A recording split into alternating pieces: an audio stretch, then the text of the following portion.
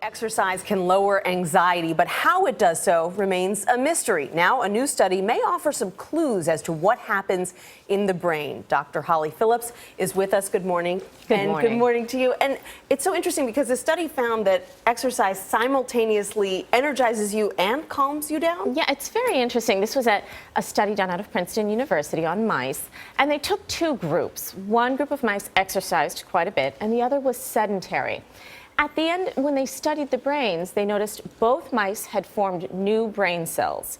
But the mice that exercised had formed brain cells that release a neurotransmitter called GABA, which calms other cells.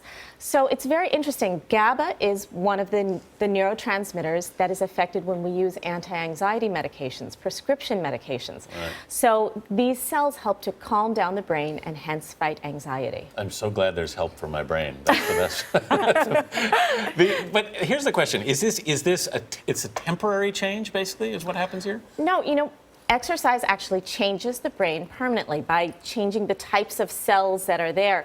And this is important because then it has lasting effects. So even 24 hours after exercise, you're less prone to experience anxiety symptoms. So how often do you need to exercise in order to have these effects? I'm guessing it's more than once every 2 weeks.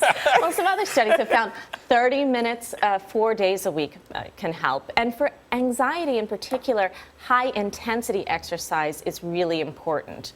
And also we're always looking for natural alternatives. Some of the anti-anxiety medications can be habit forming, and anytime we can do something where we don't need to take a medication, of course, it's a good thing. When you talk about high intensity exercise, what do you mean? As opposed to, for instance, with heart disease, we know you really don't have to be a triathlete and work out very intensely. You don't need to lift weights and do everything as long as you're doing some exercise that raises your heart rate. For anxiety in particular, the harder you work out, the better it is. So this study was done on mice. How much of it do they think translates to humans? I mean, do they think that someone who's on antidepressants might actually be able to come off if they're doing regular exercise?